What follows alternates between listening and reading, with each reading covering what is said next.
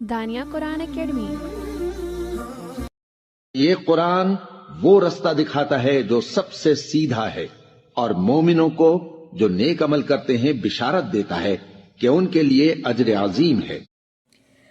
اللہم صلی علی سیدنا و مولانا محمد وعلی آل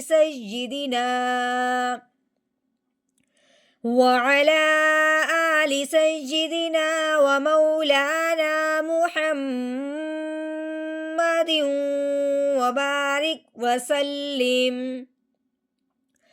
رب اشرح لی صدری ویسر لی امری واحلل عقدۃ من لسانی یفقہوا قولی۔ رب زدنی علما رب زدنی علما رب زدنی علما۔ اعوذ باللہ من الشیطان الرجیم، بسم اللہ الرحمن الرحیم۔ وَإِذَا الْجِبَالُ سُيِّرَتْ وَإِذَا الْجِبَالُ سُيِّرَتْ۔ واؤ کو ہونٹوں کی گلائی سے ادا کرنا ہے۔ الف کے نیچے زیر آنے کی وجہ سے الف کو حمزہ کی آواز سے پڑھنا ہے، کیونکہ الف کے اوپر زبر زیر پیش آ جائے اس الف کو حمزہ پڑھتے ہیں۔ وائی اس کو پڑھنا ہے حمزہ زیر ای، وائی۔ زال کو نرمی والا حرف پڑھنا ہے، آگے زال کو لام ساکن کے ساتھ ملانا ہے، درمیان میں جو دو الف ہیں ان کو نہیں پڑھنا۔ زال لام زبر ذل، وَإِذَل۔ جیم کے نیچے زیر ہے، کسرہ ہے، با کے اوپر زبر ہے، ٹھیک ہے؟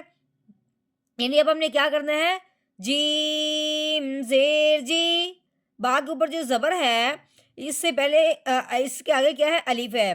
الف سے پہلے حرف پہ جب زبر آ جائے تو پہلے والا حرف الف کے ساتھ ملتے ہوئے ایک الف کے برابر لمبا کیا جاتا ہے۔ کیسے؟ با الف زبر با، جی با، لام کے اوپر پیش والی حرکت ہے یعنی کہ ضمہ ہے، لام پیش لو، جی بالو، وَإِذَا الْجِبَالُ۔ اگر سین کے اوپر ضمہ یعنی کہ پیش لگی ہوئی ہے، آگے یا مشدد ہے، اب ہم نے کیا کرنا ہے، سین کو یا مشدد کے ساتھ ملانا ہے، پھر اس کو دبانا بھی ہے۔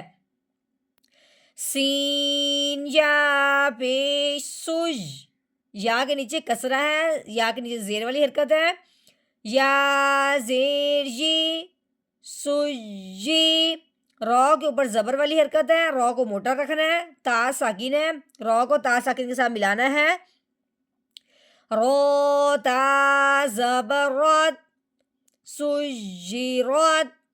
آگے گول دائرہ ہے، وقف آ گیا ہے، وقف کی صورت میں آخر والے حرف کو ساکن کرتے ہیں، لیکن یہ پہلے سے ہی ساکن ہے، اس کو ہم نے ویسے کا ویسے رہنے دینا ہے، صرف اپنا لہجہ بدلنا ہے۔ پہلے ہم نے پڑھا ہے روتا زبر رت، سجرت، آگے وقف، سجرت، سجرت۔